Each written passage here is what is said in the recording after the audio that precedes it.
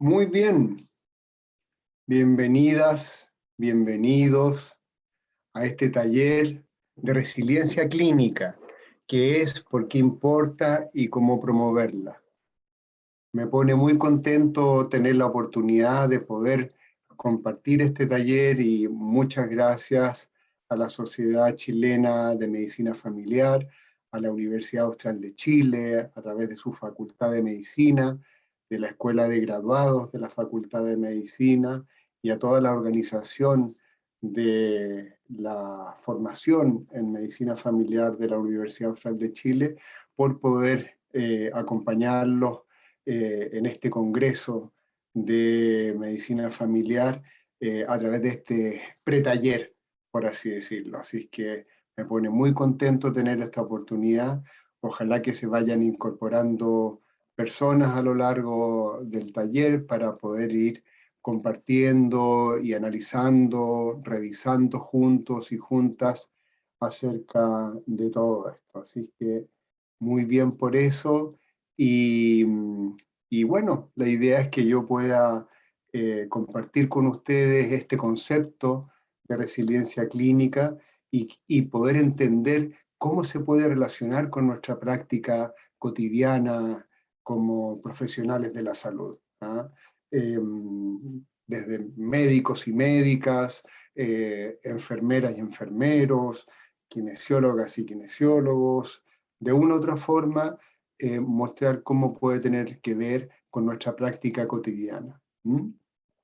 Así que para eso quiero compartir una presentación que he querido traer en esta oportunidad para que podamos conocer mejor este concepto. Quiero agradecer especialmente a Diego Pérez, ¿verdad?, que me acompaña el día de hoy como intérprete de señas. Así que muchas gracias, Diego, ¿verdad?, por acompañarme.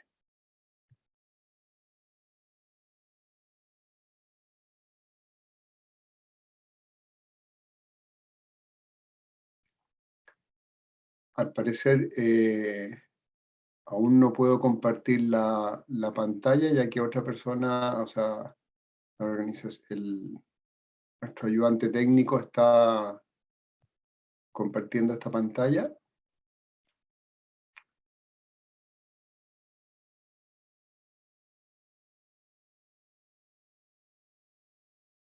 Ahí sí. Vamos a ir.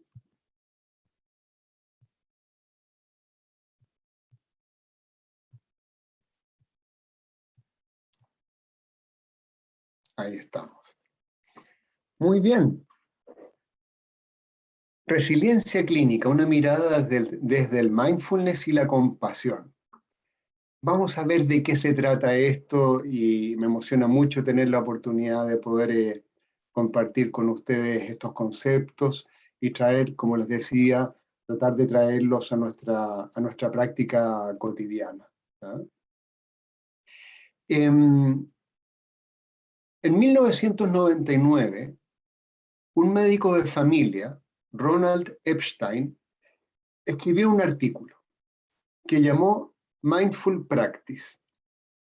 En este artículo, el doctor Epstein describió la contribución que de una otra forma una actitud atenta, una actitud concentrada y abocada a poder atender a los procesos internos y externos en los cuales uno se involucra en la práctica cotidiana de los médicos y médicas del mundo. Y este artículo abrió un camino hermoso de comprensión y de profundización de cómo el mindfulness puede ayudar a quienes trabajamos en clínica. Y si vemos en esta diapositiva, nos encontramos con tres planos, con tres ámbitos que de una u otra forma pueden relacionarse con nuestra práctica clínica. El primero, el que vemos allá arriba, es el del bienestar del que cuida, ¿ah? Es decir, de nosotros los profesionales de la salud. En otro plano, encontramos que está el de la calidad de la atención, es decir, qué tipo de atención estamos dando. que sea segura, que sea oportuna, que sea afectiva y que sea centrada en el paciente. Y un tercer plano que llamaremos la buena calidad del cuidar, ¿ah? Es decir, que sea una atención cuidadosa, empática, compasiva, interesada. Y mi postulado es que de una u otra forma, el mindfulness y las actitudes basadas en compasión son capaces de influir sobre estos tres planos y mutuamente entre ellos son capaces de entrar en un círculo virtuoso. Es decir, si cultivamos una actitud atenta, si cultivamos una actitud concentrada, abierta, curiosa, no juzgante a nuestra propia forma de atender y de relacionarnos con nuestra práctica clínica, puede contribuir a que estos tres planos puedan desarrollarse y desplegarse de mejor forma. Y aquí quiero señalar como un punto interesante. Si se fijan, yo hago una diferenciación entre la buena calidad del cuidar y una buena calidad de la atención. Es decir, planteo que no son lo mismo. Yo siempre doy el ejemplo, por ejemplo, de cuando una enfermera o un enfermero hace una punción para poder tomar una muestra de sangre en un examen de sangre. Entonces, una cosa es que logre introducir la aguja de una forma perfecta, con muy buena técnica, para poder extraer esa sangre. Pero otra cosa es que mire a los ojos al paciente o a la paciente, que de una u otra forma, empáticamente, le explique de qué se va a tratar el procedimiento y que dé tiempo, por ejemplo, para poder preparar, que la persona se prepare para que ese procedimiento pueda ser realizado de buena forma. Como ven, ahí se cumplen las dos funciones. La calidad del cuidar, es decir, que ese gesto clínico sea realizado de una forma empática y compasiva e interesada, y que al mismo tiempo sea de buena calidad. Así que por eso hago una diferenciación entre estos dos conceptos. Lo primero que quiero profundizar, lo primero que quiero como tal vez plantear como punto de partida en este taller es que tratemos de reflexionar en torno al sufrimiento en salud. Sí, el sufrimiento en salud, porque de otra forma es una dimensión tan ubicua, tan imprecisa o que puede ser tan distinta para cada persona.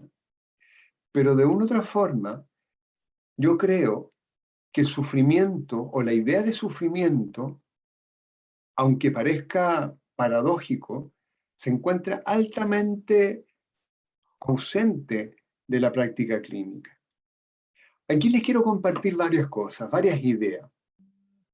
Eric Kassel, un gran pensador de la idea de sufrimiento en medicina, planteó en 1982 que él creía que el sufrimiento es una pesadumbre asociada a eventos vitales que amenazan la indemnización, la indemnidad de la persona.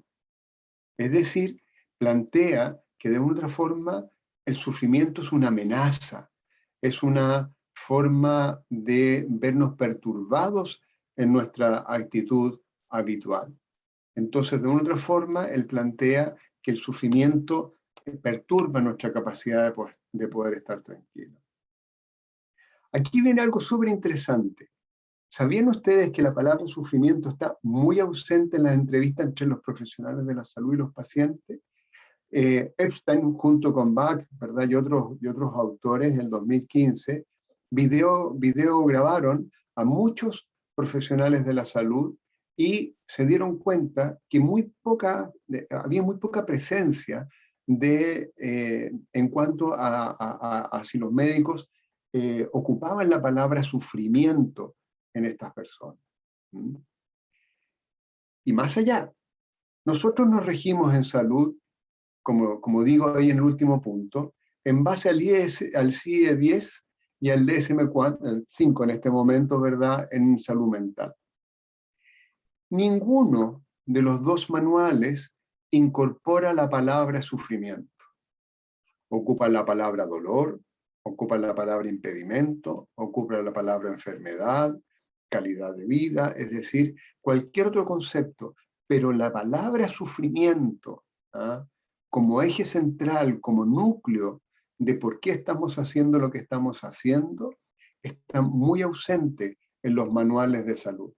Eso es muy interesante porque además habla un poco de este como actitud temerosa que tenemos, ¿verdad?, frente a abocarnos y a introducirnos en temas relacionados con el sufrimiento humano. Y aquí también quiero poder señalar que algo que puede parecer de muy de perogrullo, muy obvio, ¿ah?, pero creo que es muy importante no olvidarlo. La idea de sufrimiento implica que hay un alguien que sufre. Es imposible que el sufrimiento esté descorporeizado. El sufrimiento le pertenece a alguien, es con alguien. Alguien sufre. Es esta persona de carne y hueso que está frente a mí, la que está sufriendo. Y aquí también otro concepto que es muy interesante. Aquí digo que sufrimiento y cura no son lo mismo, obvio, ¿ya?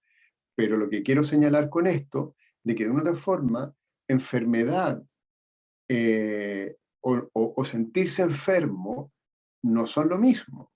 Por ejemplo, si alguien, muchos hombres en la edad avanzada van a padecer cáncer de próstata.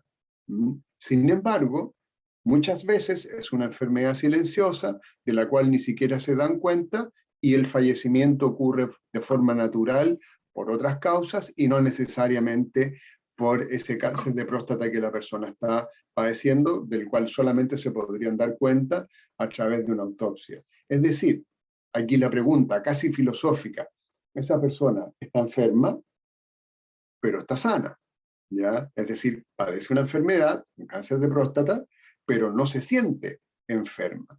Y a la inversa, una persona puede sentirse enfermo, pero no tener el diagnóstico evidente de alguna enfermedad.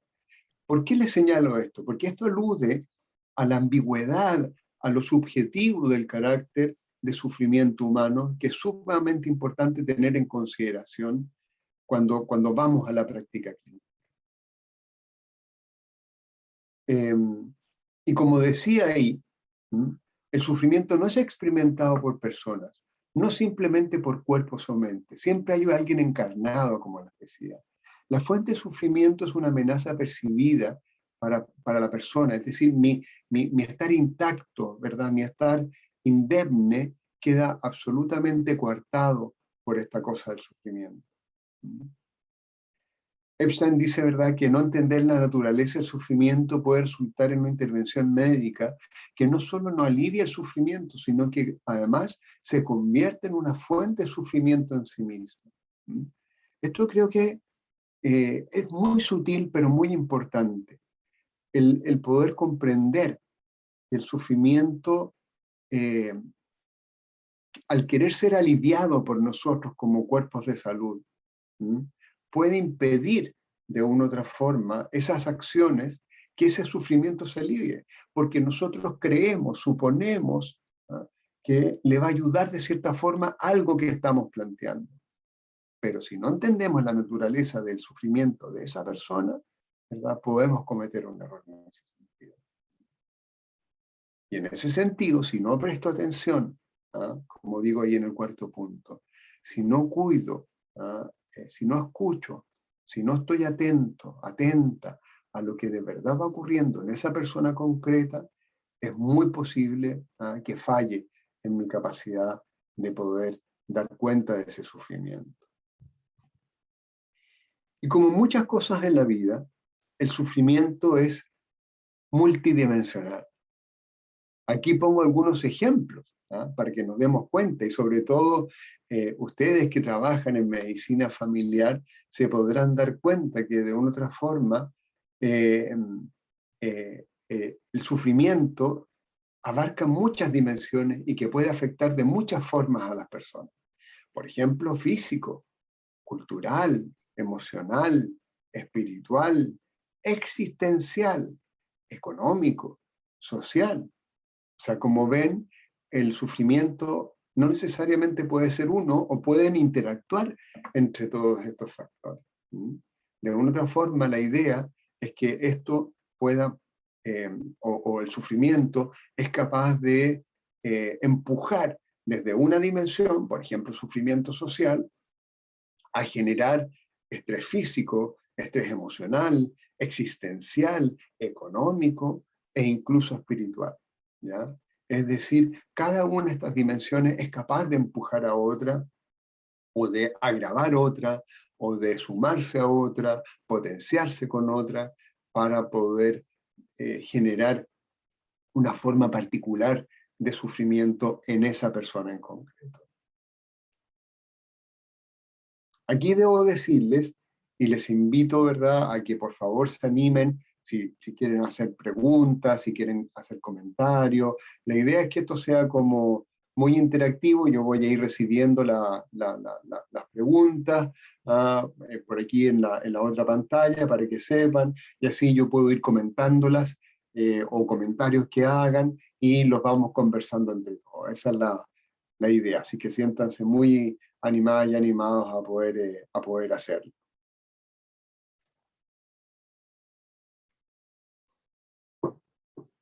Algo pasó que no avanza. Voy a tratar de... A ver.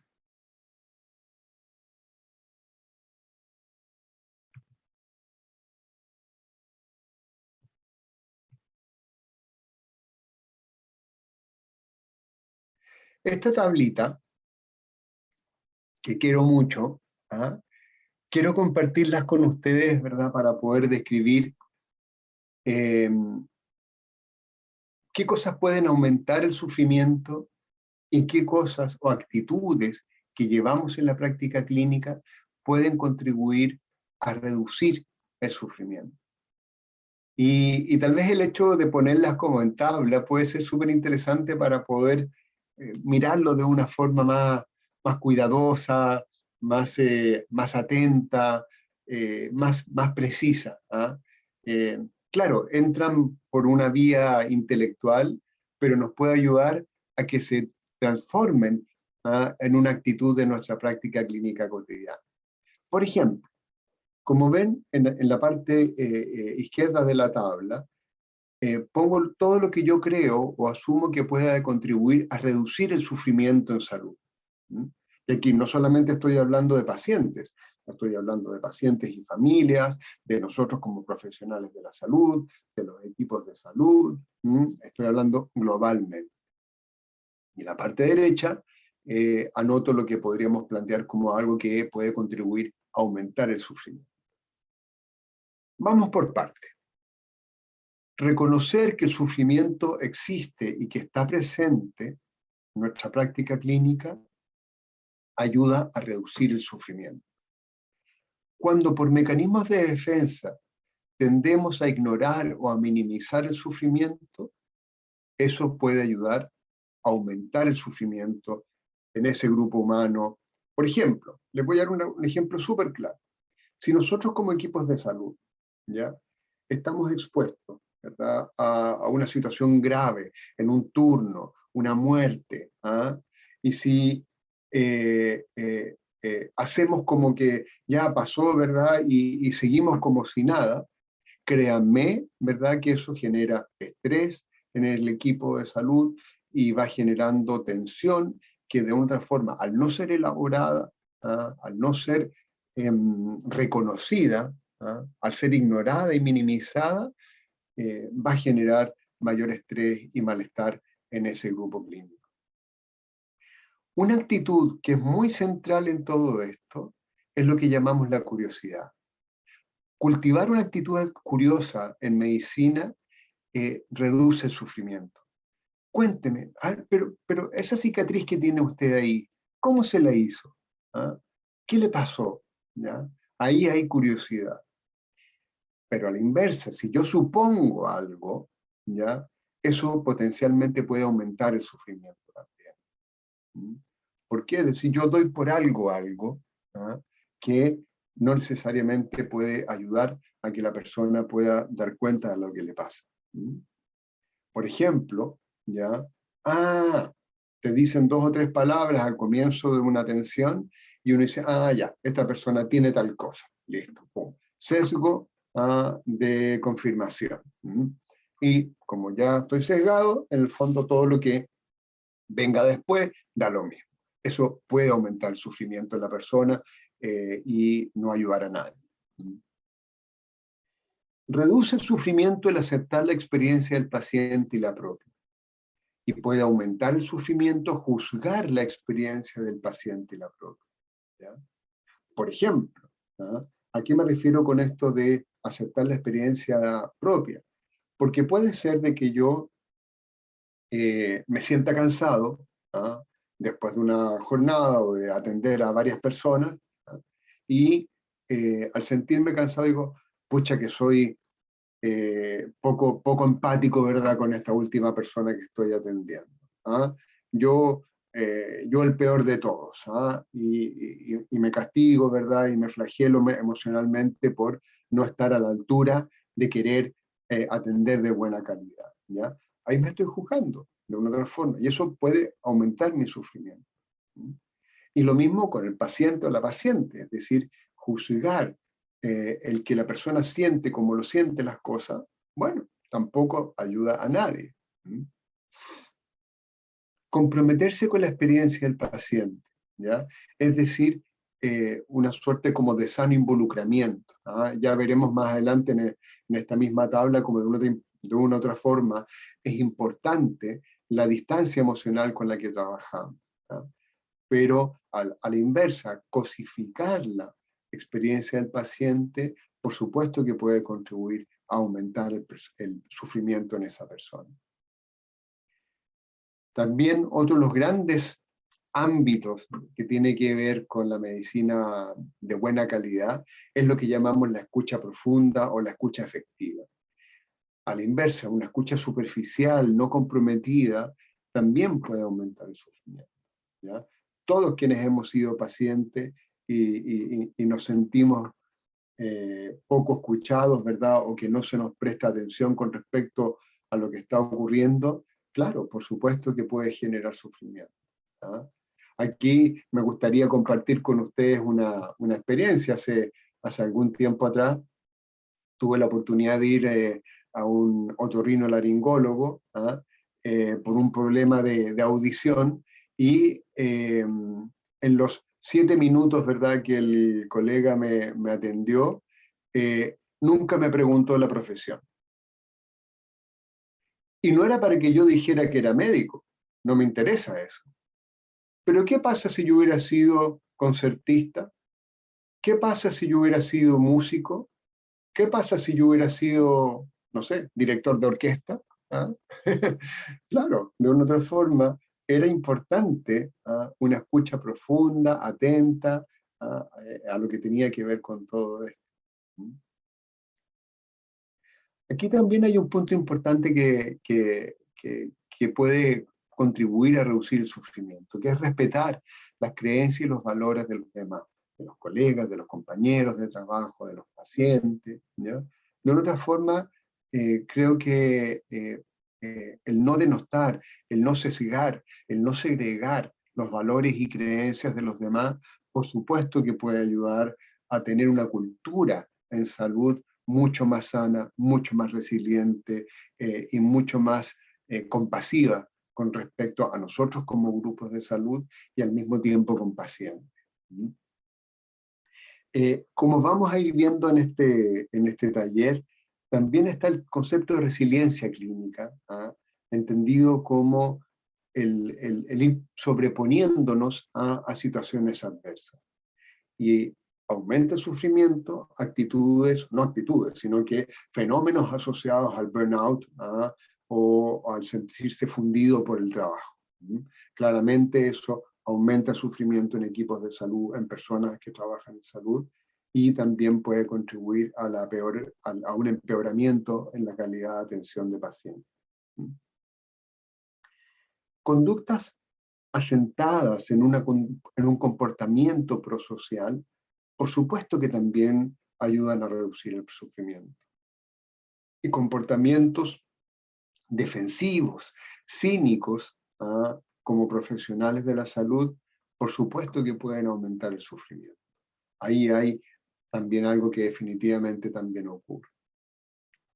Y por último, una baja defensividad del rol profesional, ya les voy a decir de esto, ¿ya? Puede reducir el sufrimiento a diferencia de una alta defensividad del rol profesional. ¿Qué les quiero decir con esto? Es muy habitual que nosotros en salud tengamos un comportamiento muy parapetado, ¿verdad? Muy acorazado en nuestro rol profesional. De una otra forma, yo soy esta profesión y me dedico a esto. Yo tengo esta otra profesión y por lo tanto solamente hago esto. Existe evidencia de buena calidad científica que demuestra que aquellos grupos de profesionales de la salud que son capaces de verse como un todo y bajo ciertos parámetros o en cierta medida entrelazan sus funciones, son equipos altamente efectivos, son equipos altamente empáticos y que cuidan bien a la persona y que tienen menos errores clínicos. Es decir, si yo sé, ¿verdad?, que esta enfermera o este enfermero le corresponde hacer este procedimiento, si yo sutilmente contribuyo a que le salga mejor, va a redundar en una mejor calidad de la atención. Así que este es un cuadrito comparativo muy interesante respecto a cómo hay elementos o actitudes que reducen el sufrimiento y otras que pueden de una otra forma incrementar el sufrimiento.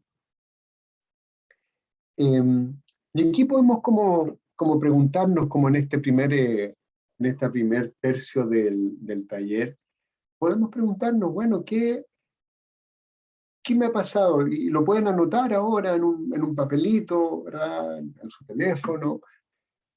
¿Qué ha incrementado mi sufrimiento en el último tiempo? Imaginemos la última semana de trabajo. ¿Qué ha hecho que yo sufra más en el trabajo? Y a la inversa, podemos preguntarnos, ¿qué ha habido que haga que yo sufra menos en el trabajo? Hagámonos esa pregunta. Hagámonos esa pregunta de qué puede haber incrementado, por una parte, mi sufrimiento o el de otra persona, un paciente, una paciente, ¿ya?, o el de algún equipo de salud o de mi equipo de salud, o qué puede haber disminuido, atenuado, mejorado la magnitud de mi sufrimiento en esta última semana. ¿Qué actitud tuve yo que me ayudó a sufrir menos?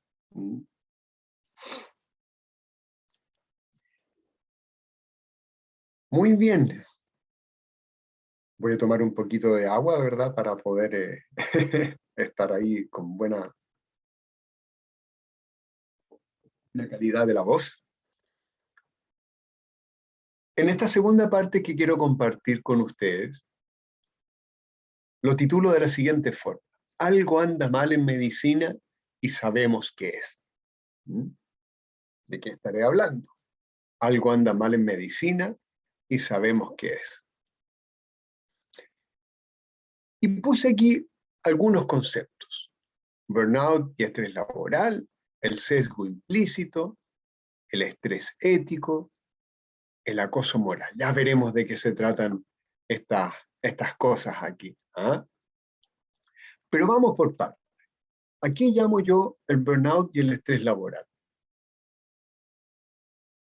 Es una palabra que está muy de moda, sobre todo a propósito de la pandemia por COVID-19, a propósito del gran impacto sanitario que ha tenido esta enfermedad en las personas, pero al mismo tiempo en los equipos de salud.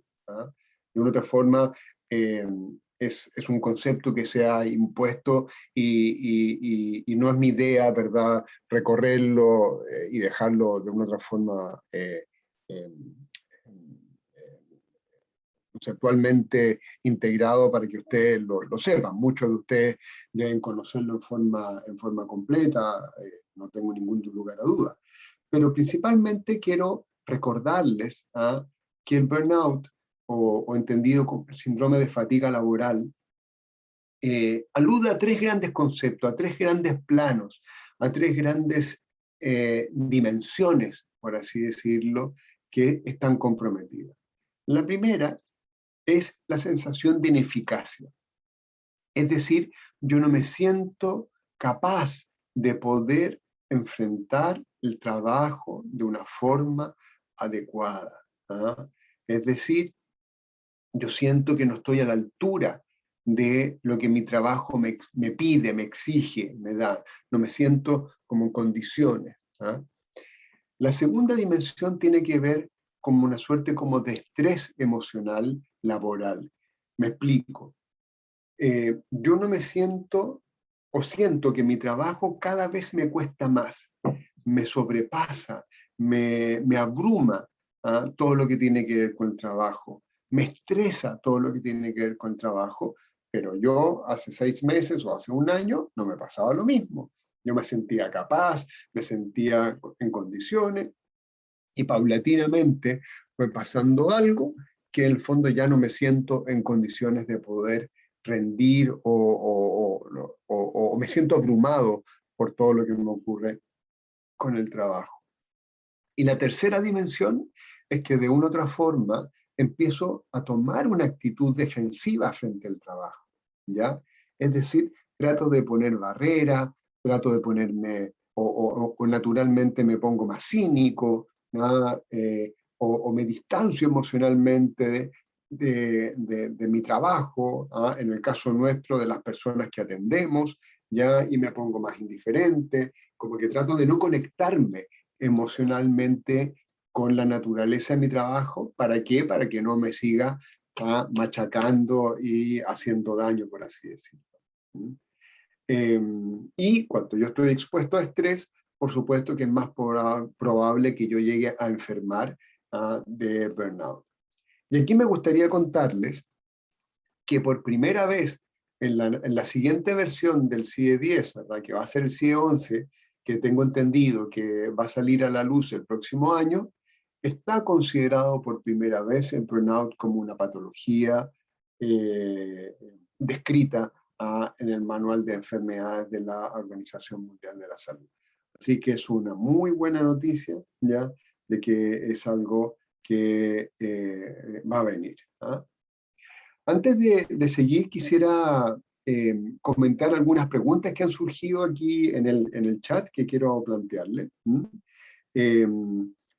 Alguien pregunta, además de los factores personales e íntimos que inciden en el sufrimiento, ¿hay factores relacionados con lo laboral, donde pienso hay elementos de tiempo y cantidad de trabajo? También se pregunta por acá, con el ambiente laboral, la falta de recursos de todo tipo, las exigencias personales y externas, la falta de descanso efectivo, la falta de vacaciones, si suman estos conflictos en el lugar de trabajo. Bueno, de una u otra forma, creo que al señalar este punto, se empieza a contestar, ¿ya? Somos un grupo de profesionales altamente expuestos a situaciones adversas en lo cotidiano. Lo vamos a ver en algún rato más, ¿verdad? Cómo de una otra forma somos profesiones, los que trabajamos en salud, somos profesiones que están altamente expuestos a carencias y adversidades que van minando nuestra capacidad de poder comportarnos resilientemente, ¿ya? Y de otra forma, sí, yo creo que los factores laborales, más allá de los personales, son capaces de incidir potentemente en nuestra capacidad de poder interactuar sanamente en nuestro trabajo, pero además también de generar sufrimiento, contestando mejor la pregunta que me hacían. Alguien dice por ahí, ¿ah? Sufro con la doble presencia. ¡Wow!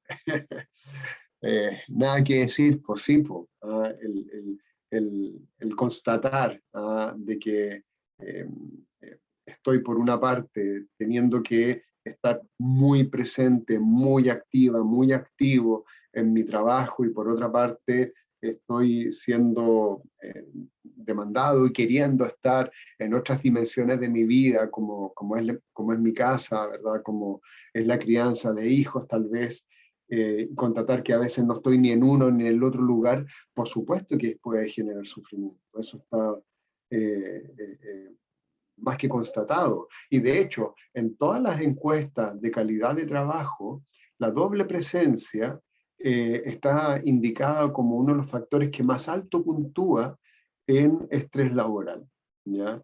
O sea, claramente la doble presencia es uno de los elementos centrales, por lo menos acá en Chile, que es capaz de afectar la calidad de vida de los trabajadores de la salud, especialmente los trabajadores de la salud, la doble presencia. Eh, eh, Vamos a hablar aquí, alguien pregunta, ¿verdad?, si hay factores personales, ¿verdad?, o de la historia personal que son capaces de favorecer que alguien sea más resiliente o menos resiliente. Vamos a hablar de eso en unos minutos. ¿Ah? Un par de conceptos con respecto al sesgo implícito. ¿Ah? Eh, eh, no tengo claro si todos conocen el concepto de sesgo implícito, pero tiene mucho que ver con cómo especialmente médicos y médicas trabajamos en salud. ¿Por qué? Porque de una otra forma, al llamarse sesgo, significa que yo resto un pedazo de la realidad a mi forma de enfrentarme en salud, ¿ya? E implícito significa que yo no me doy cuenta de eso, ¿ya? Ahí está el sesgo de confirmación, es decir, como que yo veo una persona, no sé, toser y doy por hecho que está resfriado, ¿ya?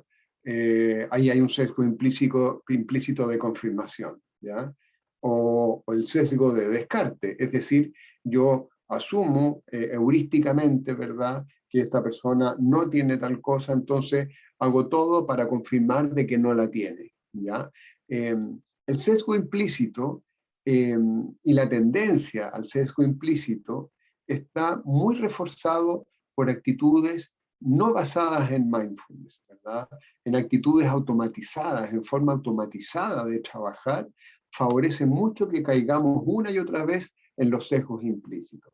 En cambio, actitudes atentas, concentradas, abiertas, curiosas, son capaces de llevarnos a que se reduzca el sesgo implícito. Hay evidencia científica que lo demuestra de que de una otra forma nuestra capacidad de reducir el sesgo implícito puede mejorarse cuando tenemos actitudes basadas en mindfulness a lo largo de nuestra carrera profesional, por así decir. El tercer concepto que quiero describir acá, y aquí yo sé que tal vez voy a, ¿cómo se llama? Varias personas pueden llegar a asentar con esto, que es el concepto de estrés ético. El estrés ético es un estado en el cual yo, como profesional de la salud, se los voy a decir así como bien a la bruta, yo sé qué es lo correcto y lo adecuado para esta persona, ¿ya? Yo sé lo que le haría bien, ya, o lo he conversado con esa persona, o hemos llegado a la conclusión de que esto lo podría ayudar. Y que, por razones económicas, de insumos, de infraestructura, o de jefatura, ¿ya? O políticas, no puedo cumplir con eso.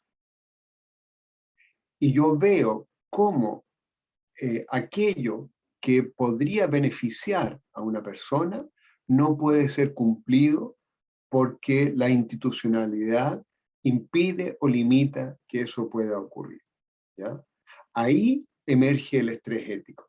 ¿Por qué? Porque la ética médica es clara y que cumple, ¿verdad?, sus 4 preceptos en esta situación, pero que no puede ser cumplido, ¿ya?, por estos factores que yo les digo.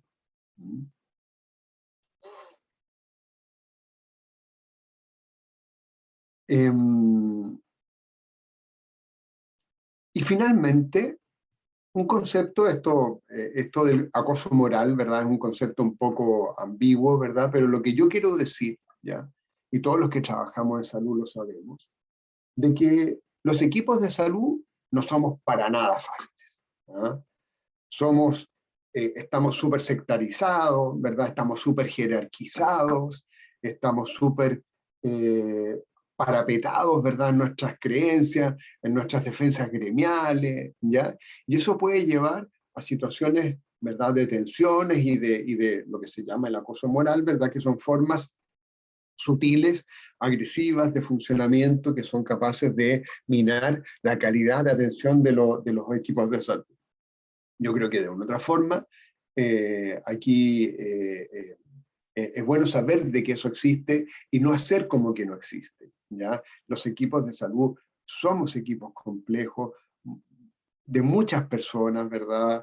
Y que no es difícil que la tensión entre nosotros surja de forma potente, por así decirlo.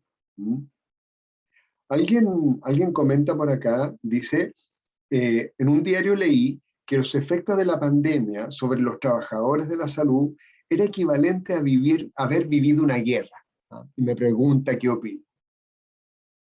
Bueno, yo creo que cada una o cada uno de nosotros puede en este momento reflexionar o preguntarse si ha sido una guerra. Tal vez me quedo con el concepto, y le pido disculpa aquí a Diego, ¿verdad? Porque no sé cómo se puede traducir al lenguaje de señas, liminidad. ¿Ah? La liminidad es un concepto que viene de la antropología y que alude de que ya no estoy en el estado previo, pero tampoco estoy en el estado que sigue. Es decir, me encuentro como en una suerte de limbo. ¿Ah? Y yo creo que tal vez una de las cosas más potentes, más fuertes y capaces de irrumpir sobre el psiquismo de las personas, pero mucho también de los profesionales de la salud, es que de una otra forma sabemos que ya no vamos a regresar a lo que había antes, pero tampoco sabemos a lo que vamos delante. Y esa incertidumbre, ese estado de limbo, ese estado de no lugar, ¿ah? Ese estado de no estar ni aquí ni allá, puede ser tremendamente angustiante, ¿ah? No saber cuándo termina esto y tampoco saber cómo se va a desenvolver. Eso claramente para mí es un estado de tensión muy, muy alto. ¿Mm?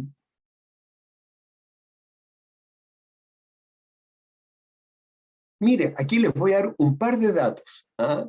Que pueden ser un poco abrumantes, ¿verdad? Pero son verdaderos. Un 75% de los médicos entrevistados cree haber comunicado satisfactoriamente con sus pacientes, pero solamente un 21% de los pacientes creyó lo mismo. ¿Cómo fue este estudio? ¿Ah? Me perdonen mis amigos traumatólogos, ¿verdad? Pero fue con traumatólogos, ¿ya? Eh, eh, a la salida de la entrevista con un paciente, el entrevistador le preguntaba, ¿ah? Y a través de una escala de Likert, al médico, ¿cómo cree usted que se comunicó con el paciente? De 1 a 7. Ah, yo creo que me comuniqué 6. Ah, bacán. Y al mismo paciente, a la salida de esa consulta, ¿ya? De esa atención, le preguntaban, ¿cómo creyó que su médico se comunicó con usted? No, mire, no, la verdad que no le entendí nada. 2, ¿ya? Entonces, por eso ocurre esta discrepancia, ¿ya? Otro dato, en promedio, los médicos tardamos 18 segundos en interrumpir a los pacientes, ¿ya? En promedio, los médicos tardamos 18 segundos en interrumpir a los pacientes. Es decir, entra una persona a una atención en un box, en un hospital, en un CESFAM, ¿ya? Y pasan no más 18 segundos en promedio, ¿ya? En que esa persona es interrumpida por el médico, ¿verdad? Para guiar la entrevista. que a veces puede ser muy pertinente, ¿verdad? Pero a veces no.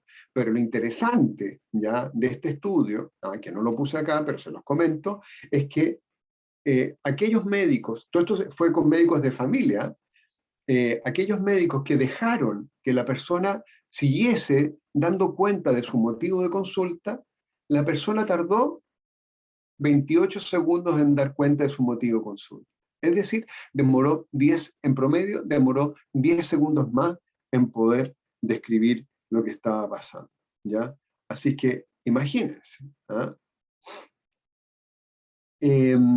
Luego estamos el tema de los registros electrónicos, ¿verdad? Y la relación médico-paciente. Aquí hay un tema gigantesco. Yo esto lo he conversado mucho, ¿verdad? Con muchas personas que trabajan en salud. Las personas que trabajan en los SFAM están siempre, ¿verdad?, tocando este tema de los registros electrónicos y cómo quita tiempo y cómo limita la posibilidad de poder relacionarnos de una forma adecuada con nuestros pacientes. También hay temas que tienen que ver con el empoderamiento de las personas y su condición de salud. O sea, en Google, ¿verdad? Google responde, ya Google sabe, ya de una otra forma ocurren fenómenos que van interfiriendo en una asimetría que hace, no sé, 50 años, ¿verdad? El médico sabía todo, el paciente no sabía nada, ¿ya? Y ahora eso de una otra forma es mucho más difuminado, ¿ya? Entonces, de una otra forma, hay un largo etcétera que va influyendo en todo esto. Y aquí está esto que yo les decía. Maslach, ¿verdad? La doctora Maslach señaló que el burnout es una erosión del alma. Me emociona de pronto cuando escucho cuando vuelvo a leer esta frase, ¿verdad? Y para todos quienes han sentido burnout, ¿verdad? Lo han experimentado como una enfermedad laboral, podrán estar de acuerdo conmigo de que puede llegar a ser algo tremendamente devastador en la vida de un trabajador o trabajadora. Y aquí están estos tres conceptos que yo les decía: el agotamiento emocional, la despersonalización y la anestesia, y la reducción o la sensación de reducción del logro personal. No había atinado a comentarles estos pequeños datos que son un poco preocupantes, ¿ya? Pero ahí ya les voy a explicar, ¿verdad? Que no crean de que esto que es así tiene consecuencias negativas. Por ejemplo, hay atributos que la gente busca en un profesional de la salud: que sea empático, que sea altruista, que sea técnicamente capaz, con amplios conocimientos, juiciosa, prudente, ecuánime, ¿ya? Y fíjense que esos atributos son altamente desgastantes. Es decir, mantener todos esos atributos de una forma automatizada, ¿ya? Ahí está el asunto, de una forma automatizada, son altamente desgastantes, ¿ya? Por eso muchos buenos profesionales se sienten impostores, ¿ah? Sienten que están haciendo como una suerte como de acto teatral con sus pacientes para poder mantenerse en todo eso, ¿ya? Pero no es tan así. Si cultivamos una actitud, ¿verdad? Eh, aceptante, todas estas cosas, ¿verdad? Pueden ir manejándose de mejor forma. Permítame darle un pequeño ejemplo que tal vez pueda ayudar a todo esto. Si yo estoy frente a una situación clínica, ¿ya? A un desafío clínico, y de pronto me encuentro en una encrucijada en la cual no sé cómo seguir adelante. No sé cuál es el examen que tal vez mejor podría ayudar a esta persona a saber qué le ocurre o cuál es el camino, ¿ya? O no sé cuál es el procedimiento, ¿ya? Que tal vez podría ser más útil a costo-beneficio en esta condición que está presentando esta persona. Hay dos formas a través de las cuales yo puedo enfrentarme a ese dilema clínico con respecto a mi interior, ¿ya? Porque yo puedo llegar a esa encrucijada y decirme: mira tú, que eres inepto o que eres poco capaz de poder encontrar esto. No, yo tengo que darle una respuesta a esta persona. Esta persona está esperando algo de mí, ¿ya? Por lo tanto, yo tengo que saber qué hacer. Ese estado psicológico, ¿ya? De encrucijada, de punto, pum, de cuña clínica, es muy capaz que genere tensión psicológica. Es muy capaz que genere una sensación de malestar en esa persona. El mindfulness, la atención plena, ¿ya? La capacidad de poder mirar con atención, aceptación, ese momento clínico nos puede ayudar a que esa tensión no exista.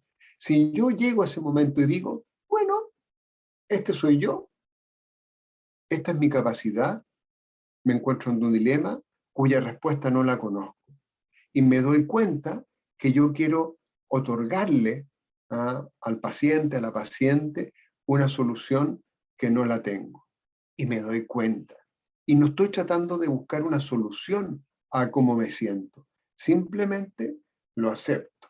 Y igual tengo que buscar la solución clínica o zafar o resolver esa encrucijada clínica, ¿ya? El camino lo tengo que hacer igual, pero la actitud con la cual yo me enfrento a ese momento es tremendamente importante para reducir el sufrimiento, ¿ya? O incrementar el sufrimiento. Espero que se pueda atender o entender todo esto, ¿ya? Esta es la famosa curva de Yerkes-Dodson, donde ustedes pueden ver que hay un punto en el cual nosotros podemos ser muy rendidores y puede irnos muy bien en lo laboral, ¿ya? Obviamente, mientras más estrés, como está acá en el eje horizontal, ya es más posible, con respecto a nuestro desempeño, nuestra performance, que no podamos rendir de una forma adecuada. Y aquí muy en la misma línea de la curva anterior, ¿ya? Si estamos muy ansiosos o estamos aburridos, si estamos eufóricos, estamos relajados, ya probablemente nuestra capacidad de poder estar alerta o ser eficiente se reducen. Es en esta zona donde nosotros podemos trabajar óptimamente, donde nuestra capacidad de decisión, de atención, de curiosidad, de alerta, de fuerza, de activación, inspiración y entusiasmo pueden ser más eficientes, por así decirlo. Alguien plantea por acá que existen los colegas con quienes consultar, conversar, hacer interconsultas, reuniones clínicas. No somos dioses, dice aquí una colega, ¿verdad? Qué lindo escuchar eso, ¿verdad? De una otra forma, y gracias por el comentario, porque de una otra forma recordar que no estamos solos, ¿verdad? Y que hay personas con quienes sí podemos contar, personas, ¿verdad?, con quienes sí podemos lidiar en el día a día para poder contribuir a aplacar esa angustia que puede generar los dilemas clínicos, es súper importante nuestro trabajo, ¿ya? Así que gracias por el comentario, yo creo que de todas maneras. Y como ven, claro, tenemos esta zona reunida. Los que trabajamos en salud, digo yo, tenemos el síndrome de Procusto. ¿Cuál es el síndrome de Procusto? Se preguntarán ustedes. ¿Ya? Veamos. Procusto, bandido y posadero, hijo de Poseidón, habitaba las colinas del Ática, ya que son una cadena montañosa en Grecia, y ofrecía posada a los caminantes solitarios. Pero cuando dormían, por la noche, los ataba a la cama de hierro, estirándolos hasta que su cuerpo se ajustase a las dimensiones de la cama. En griego, procustes significa estirador. O a la inversa, cortaba todo aquello que las sobrepasara, generalmente los pies y la cabeza. La metáfora del lecho de Procusto se ha convertido en una metáfora para hacer significado con todos aquellos procesos en los que, lejos de acomodarnos a la realidad, buscamos por todos los medios que ésta se ajuste a nuestros esquemas mentales. Ahí hay una vasija con el mito del síndrome de Procusto de la mitología griega. ¿Mm? ¿Y por qué planteo que de otra forma podemos estar padeciendo el síndrome de Procusto en salud o como profesionales de la salud? Porque a veces nos falta la cualidad o creo yo que si aceptamos más andar a tientas, como dice este poema de Mario Benedetti, creo que a veces nos podría ir mejor y estaríamos menos peleadores con la realidad tal cual como es, sin desmedro de que busquemos que las cosas puedan salir mejor. No me malinterpreten, ¿ya? No es una resignación ciega y tonta con respecto a nuestra realidad laboral, clínica o lo que sea. No, es simplemente decir, está lloviendo y acepto que está lloviendo. Otra cosa es que yo vaya y tome un paraguas para no mojarme. Pero si refunfuño todo el día porque está lloviendo, ya eso lo único que hace es incrementar mi sufrimiento. Como una suerte de práctica, como una suerte de momento en este taller, me gustaría leerles este poema y pedirles que lo escuchen de una forma en particular. Si es un poema que, si bien es un poema que nunca estuvo pensado para nosotros, a aquellos que trabajamos en salud, les pido que traten de llevar los versos que aquí voy a leer a vuestra práctica clínica. ¿Ah? Y que traten de, no sé, a mí me pasó cuando lo leí que me hizo sentido con muchas cosas que tienen que ver con la práctica clínica. Entonces les pido, tal vez puedan cerrar los ojos para poder escucharlo de una forma más profunda y tratar de llevarlo a su práctica clínica. El poema se llama A tientas. Se retrocede con seguridad, pero se avanza a tientas. Uno adelanta manos como un ciego, ciego imprudente por añadidura. Pero lo absurdo es que no es ciego y distingue el relámpago, la lluvia, los rostros insepultos, la ceniza, la sonrisa, del necio las afrentas, un barrunto de pena en el espejo, la baranda oxidada con sus pájaros, la opaca incertidumbre de los otros, enfrentada a la propia incertidumbre, se avanza a tientas, lentamente, por lo común a contramano de los convictos y confesos, en búsqueda tal vez de amores residuales que sirvan de consuelo y recompensa, o iluminen un pozo de nostalgias, se avanza a tientas, vacilante. No importan las distancias ni el horario, ni que el futuro sea un vislumbre o una pasión deshabitada. A tientas hasta que una noche se queda uno sin cómplices y tacto, a ciegas, otra vez y para siempre, se introduce en un túnel o destino que no sabe dónde acaba. Liminidad. No estoy ni aquí, ya no puedo regresar atrás, pero no sé a dónde voy. A mí me parece que esto tiene mucho que ver con la práctica clínica en salud, ¿ya? Ese estado en el cual debemos lidiar con la incertidumbre de no saber para dónde va algo clínicamente, ¿ya? Cuando un cirujano o cirujana se encuentra con una laparotomía, ¿verdad? Y se encuentra con algo que no había sido visto por los exámenes previos, ¿verdad? Está a tientas, ¿no? Está en un estado liminal, ¿ya? O cuando nos encontramos en una situación inesperada, bueno, es un espacio, ¿verdad?, en el cual estamos llenos de incertidumbre y que puede ser llevado eh, eh, a este estado de ansiedad. ¿Ah? Por supuesto que por la naturaleza de este taller no podemos realizar esto de compartirlo con un compañero, pero les pido que sí hagan el ejercicio y tal vez nuevamente lo pueden volver a anotar. ¿Ah? Enfoquémonos en una experiencia en la cual te has percibido miedo o inseguridad. Trata de recordar un encuentro clínico particular en el que hubo una gran incertidumbre y te encontraste con muchas incógnitas. ¿No?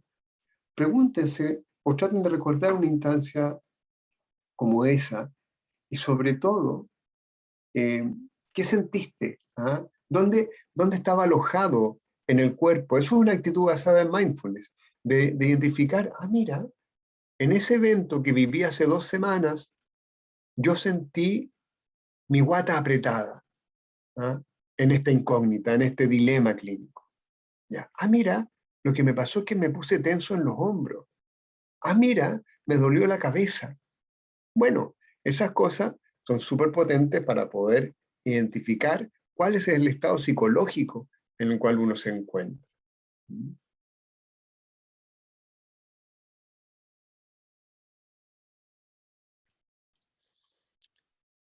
Bien, vamos a ver aquí si se han sumado, ¿verdad? ¿Alguna más pregunta? ¿Alguien comenta? Agradezco el comentario. Hace años trabajaba en APS y siempre tuve que lidiar con una mirada un tanto despectiva a los médicos de APS, de los especialistas. Eso es muy fuerte también, es verdad. Sí, po, sí, po. Eh, eh, lo constato todos los días y creo que tienes razón en eso. De otra forma, la cultura médica está como dirigida hacia la especialidad como algo a lo cual hay que llegar, y cuando se está ahí se mira para abajo, entendiendo que uno está como en la cima.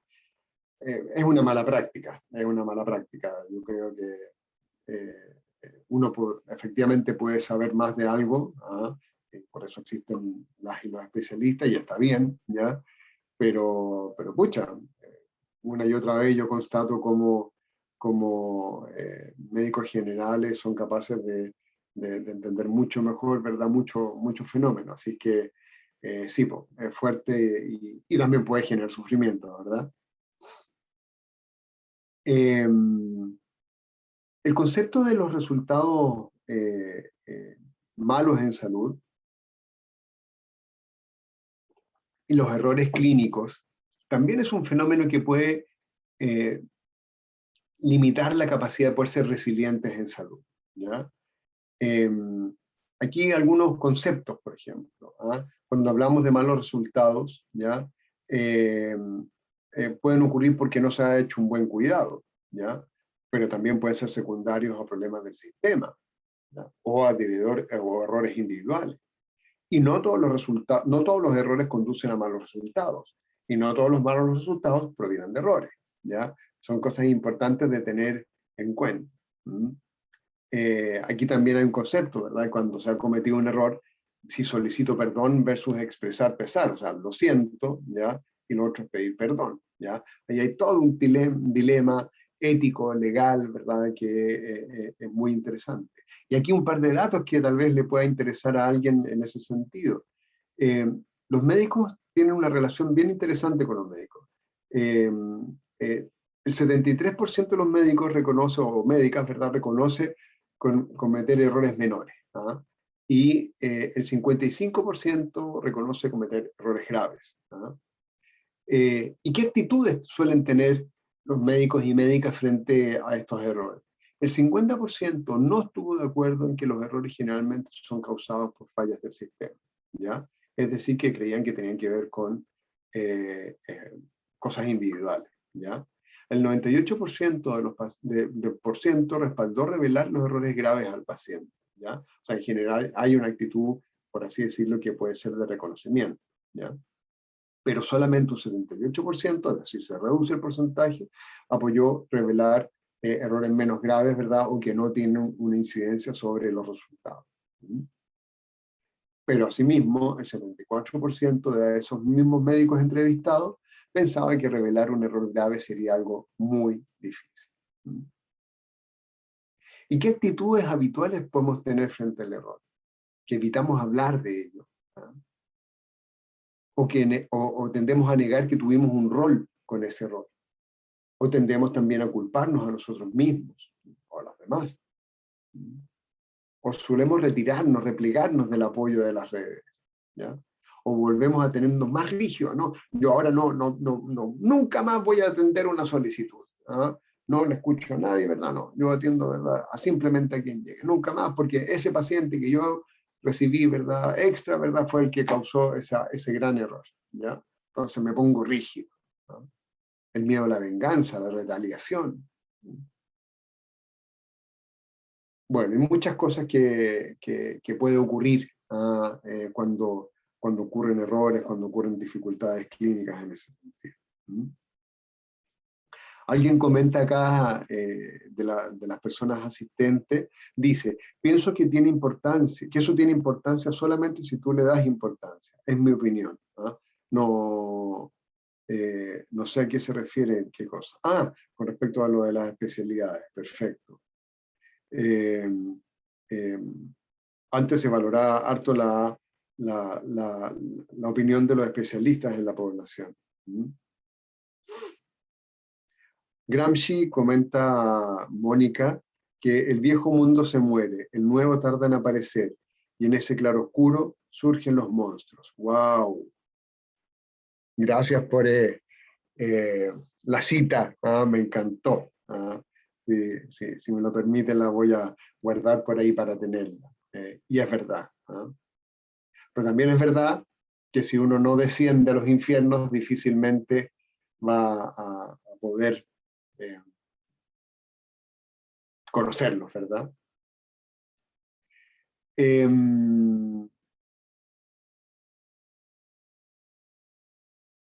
La víctima secundaria del error en la práctica clínica.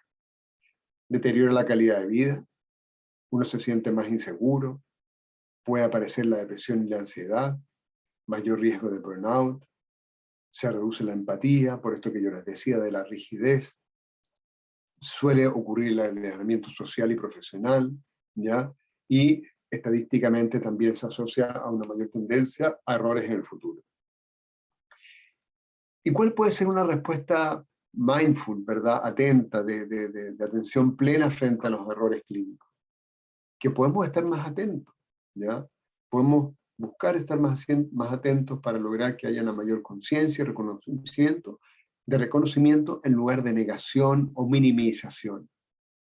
Una actitud curiosa también puede ayudar. Indagar en lugar de culparse. Veamos, ¿qué me pasó? ¿Ya? ¿Qué estoy sintiendo yo con todo esto? En vez de automatizadamente entrar en ¡pum! La culpa. ¿Ya? Eso no quiere decir que no reconozcamos, ¿ya? No me malinterpreten. Simplemente estoy diciendo, ¿verdad?, que indagar en qué estoy sintiendo, en vez de automatizadamente tender a culparse, puede ayudarnos o puede contribuir o ser una respuesta de atención plena frente a una situación como esa. Estar presente incluso cuando las cosas son estresantes. Acercarse en lugar de retirarse, ¿ya? Y recordar que uno también puede sentir cariño y compasión por uno mismo. Y aquí entramos a una tercera parte de este taller, de esta reflexión que quiero compartir con ustedes, de cómo contribuir a ser más resilientes en salud. Quiero tratar de entender como el concepto de compasión, que es algo que me apasiona mucho, de cómo podemos acercar actitudes compasivas a nosotros, a los que trabajamos en salud, ¿ya? Desde el punto de vista psicobiológico, psicoevolutivo, la compasión es una conducta prosocial, ¿ya? La conducta prosocial es cualquier comportamiento que beneficia a otros o que tiene consecuencias sociales positivas. Puede tomar muchas formas: de ayuda, la cooperación, el altruismo, la misma compasión y otras formas específicas. Y la compasión puede ser entendida como la toma de conciencia del sufrimiento de otros y de uno mismo, y el profundo deseo de aliviarlo y prevenir. ¿Ya? Es decir, en ese sentido, la compasión, ¿verdad? O una actitud basada en compasión puede ser tremendamente potente para reducir el sufrimiento de las personas. Y quiero invitarles a mirar este circulito, ¿ya? O estos circulitos. Imagínenselo que son como una suerte como eh, de capas de cebolla, ¿ya? En su parte central está el reconocimiento del sufrimiento. Es decir, el paso número 1 para poder desplegar actitudes compasivas, especialmente en salud, es que yo digo, sí, aquí hay sufrimiento, aquí hay alguien que la está pasando mal, ¿ya? Que no está bien con esto que le está pasando. O yo mismo, yo no estoy bien, ¿ya? Luego viene una segunda capa, que tal vez les suene un poco teórica, pero tal vez si le dan 2 o 3 vueltas les puede dar un poco más de sentido. Comprender y aceptar la universalidad del sufrimiento en la experiencia humana. ¿Qué quiere decir esto? Una persona una vez me dijo, doctor, si el peón y el rey al final de la partida de ajedrez se guardan en la misma caja. Y yo me impresionó, me encontré muy jocoso el comentario, pero además lo encontré tremendamente cierto, ¿ya? Es decir, nadie está libre del sufrimiento. Nadie no está expuesto al sufrimiento. Y todos los que estamos acá y los que puedan de una u otra forma estar parados sobre la faz de la tierra, se va a liberar del sufrimiento. Todos vamos a morir, todos vamos a enfermar, todos las vamos a pasar mal, todos vamos a tener pérdida, todos vamos a pasar por algo. Saber eso, entender eso, nos puede ayudar mucho a desplegar de una forma más honesta, profunda, el fenómeno compasivo. Y luego viene una tercera capa, que es la capacidad de sentir empatía y experimentar resonancia, que alude a la capacidad como de, eso, me gusta esa palabra, resonar. Es decir, mira, chuta, igual que le esté pasando esto no debe ser fácil. ¿Ah? Mira, esta persona se dializa 2 o 3 veces a la semana. ¡Wow! ¿Ah? Pongámonos en su pellejo. Y de ahí viene un cuarto elemento que por lo menos para mí, creo que tal vez es uno de los que a mí más me cuesta o lo que me es más difícil en la práctica clínica, que es manejar, tolerar los sentimientos displacenteros que emergen del sufrimiento del otro. ¿Ya? Me explico. De una u otra forma, el sufrimiento del otro convoca cosas en mí. ¿Ya? Y manejar esas cosas, a veces, a mí me parece que es como caminar por una cornisa. Porque si no los tolero de cierta forma o no los manejo de una forma adecuada, me puedo caer para un lado o me puedo para caer hacia el otro lado. Me explico. A mí me pasa, ¿verdad?, con las personas que padecen salud mental o trastornos de salud mental, ¿ya?, que me es muy fácil empatizar, ¿ya?, o sentir un profundo ganas de aliviar ese sufrimiento, ¿ya? Y eso muchas veces me puede hacer incluso perder la objetividad con respecto a esa persona, ¿ya? Me puede hacer que yo pierda la capacidad como de sana objetividad o distancia emocional para poder ser efectivo como ayuda. Pero a la inversa, y también me ha pasado, que he pasado por periodos en los cuales estoy medio quemado, ¿ya? Y me pongo distante emocionalmente de la situación de esa persona. Y eso hace que de otra forma también pierda la capacidad de ser útil para esa persona, porque esa persona percibe esa distancia emocional, ¿ya? y impide que uno pueda ser efectivo desde el punto de vista clínico. Eso tiene que ver con esta cuarta capa, ¿ah? Tolerar los sentimientos displacenteros o difíciles que surgen entre el sufrimiento. Y finalmente, recién ahí nosotros podemos generar una acción de ayuda efectiva para la persona, pero también motivada por cosas útiles, ¿ya? Y aquí, esto aquí es una cosa media biológica, ¿verdad? Que no tiene mucho sentido, pero quería contarles, ¿verdad? En esta diapo, cómo muchas veces nuestra compasión está media torcida, como digo yo aquí en el título. ¿Ah? Y aquí, al que le caiga el sacho, que se lo ponga. Porque siento que aquí hay muchas cosas que a uno le puedan resonar, que a uno le pasan, ¿no? Por ejemplo, ¿por qué soy compasivo yo en mi práctica? ¿Por qué tal vez yo tengo una actitud compasiva? Tal vez porque en el fondo mi corazoncito me da estatus social. ¿Ah? Oh, qué bueno es. ¿Ah? O tal vez me siento culpable. Tal vez yo siento que he tenido una vida tan buena, ¿ya? Que tengo que comportarme compasivamente, ¿verdad? Como una forma de expiar esta buena vida que he tenido, ¿ya? O tal vez me siento superior espiritualmente, ¿ya? O tal vez siento yo que es una tarea ser compasivo, ¿ah?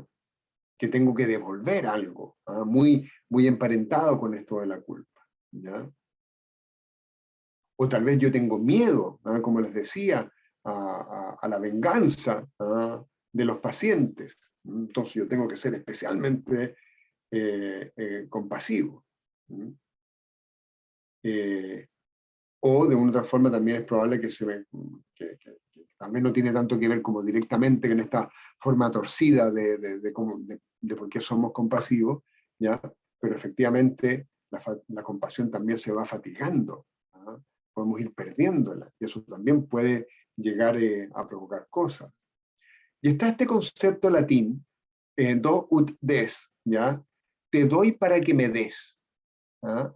Que es muy interesante. Sí, muchas veces, no muchas veces, pero tal vez, podemos identificar en nuestro fuero interno que en el fondo nosotros estamos dando algo porque en el fondo de nuestro corazoncito esperamos que se nos devuelva algo en particular.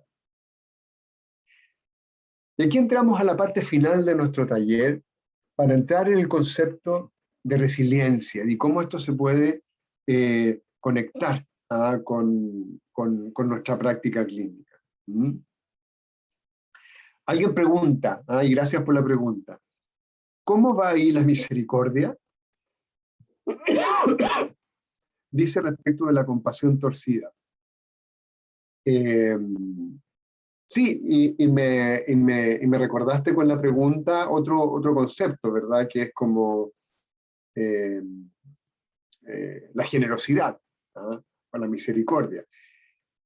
A ver, aquí como varias precisiones.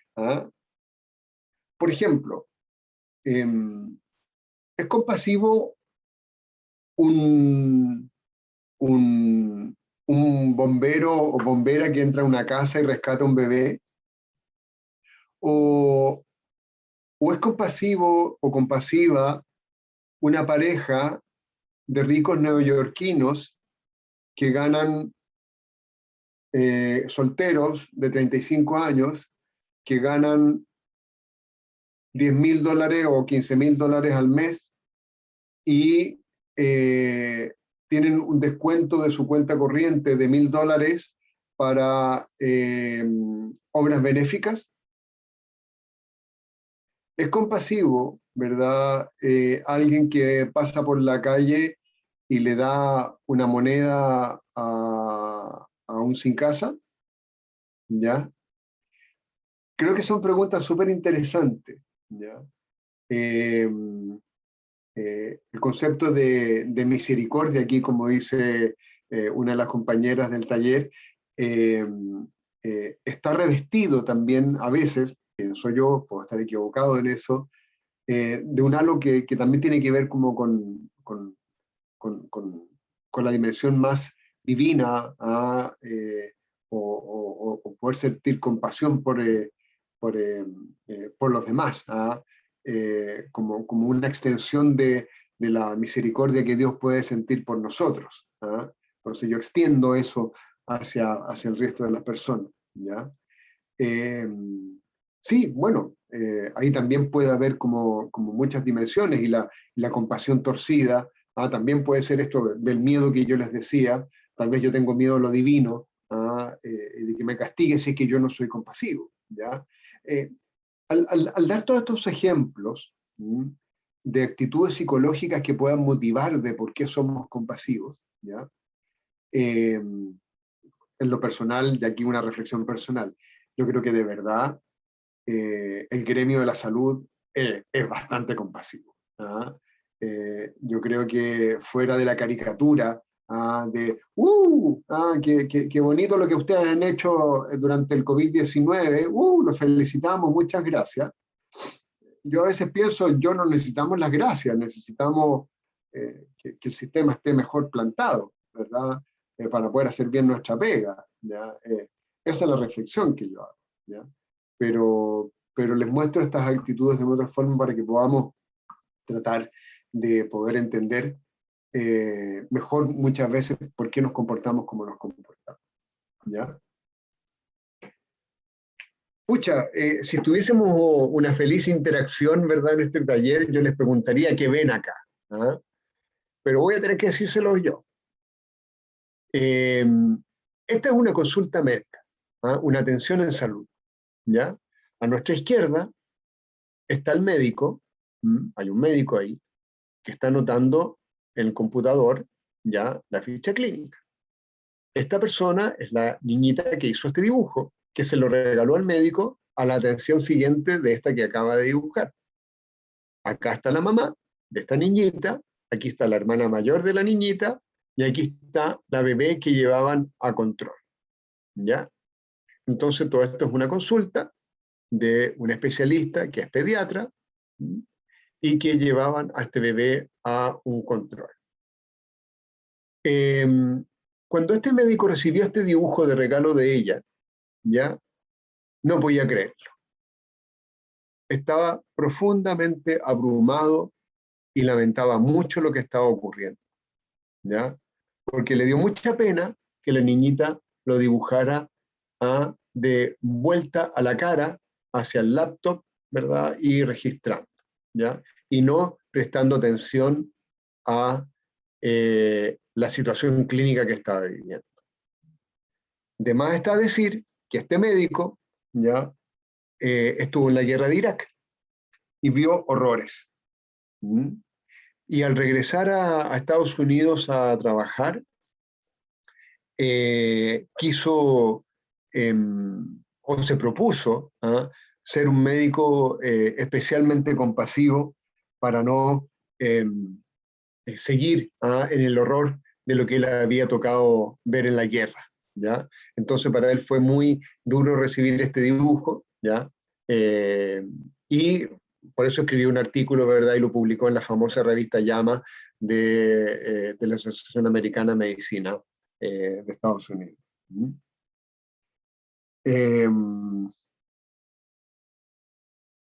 Gladys comenta, ¿verdad?, que recomiendo el texto Humanidad Compartida del psicólogo Claudio Araya, buen aporte al bienestar. Para los que somos creyentes, la compasión es una forma de amor al prójimo. Muchas gracias por eso, de todas maneras. Mi amigo Claudio Araya, ¿verdad?, a quien admiro y quiero mucho, efectivamente escribió recientemente este libro que se llama Humanidad Compartida. Es un gran libro que alude a cómo el sabernos parte de un gran grupo humano, de una comunidad universal, puede ser tremendamente potente para poder despertar nuestro ánimo compasivo, por así decirlo. Y como ven, ¿cómo contrasta ese dibujo con esto? con esta escena, ¿ya? No puedo recordar en este momento el pintor, pero quería más bien como que observásemos la escena, ¿ya? La mirada atenta, preocupada de este colega, la niñita enferma, ¿m? La madre sufriente, la mano del papá, del esposo, ¿verdad? Ahí como él mira atentamente la mirada o la forma a través de la cual el colega está ahí, ¿cómo se llama? Atendiendo.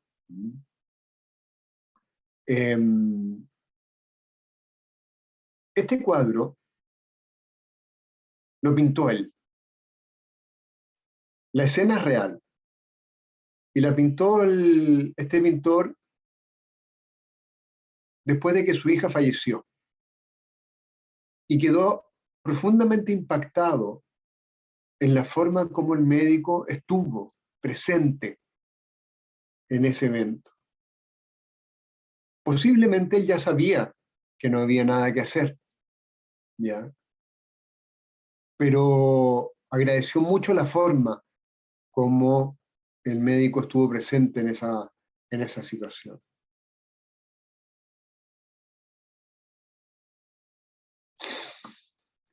Y por eso, en el último tiempo he estado trabajando en este concepto, en resiliencia clínica. Y se los voy a leer y si surgen comentarios ahí en el chat que pudiésemos como emerger y que se transforme en un interesante intercambio de ideas, sería bacán para mí. Es la capacidad dinámica presente en personas que trabajan en salud, así como en equipos de trabajo e instituciones sanitarias, consistente en prepararse, adaptarse, recuperarse y crecer de forma éticamente coherente, técnicamente capaz y de forma sustentable frente a situaciones traumáticas, adversas, desafiantes, estresantes o de cambio relacionados con el ejercicio clínico.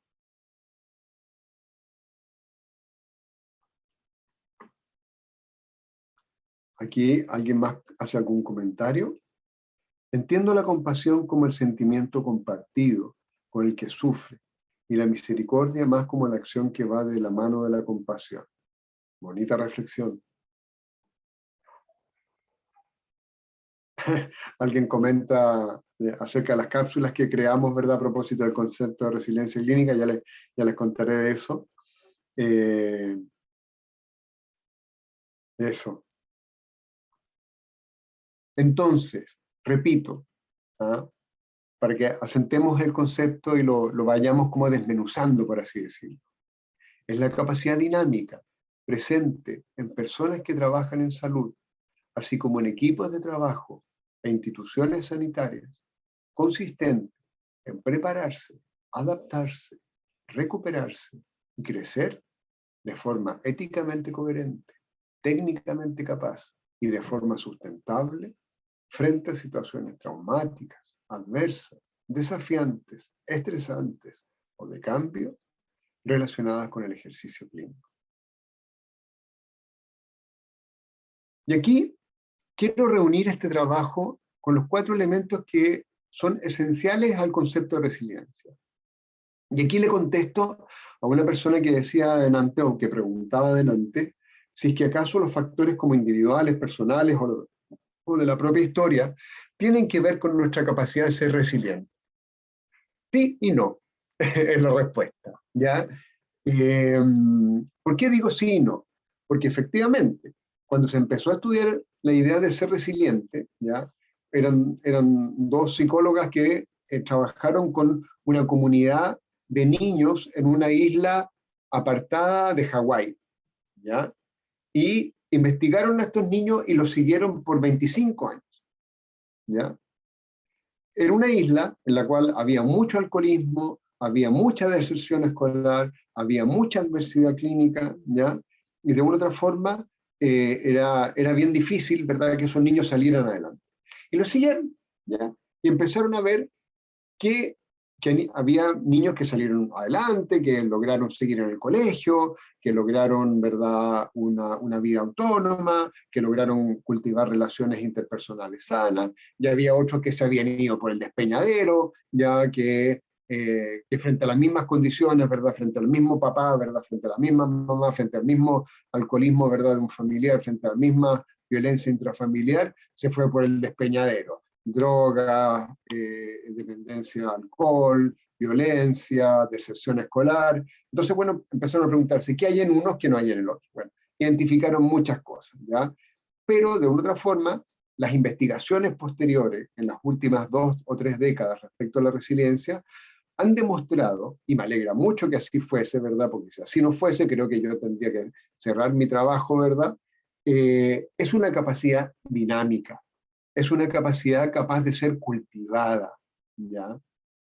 Y mi postulado, ¿ya? Mi apuesta es que cultivar actitudes basadas en mindfulness, estar atento, trabajar la aceptación, dejar de pelear con uno mismo, ¿verdad?, con las cosas que siente, ¿ya?, puede contribuir a que la capacidad dinámica de la resiliencia sea más robusta. ¿Mm?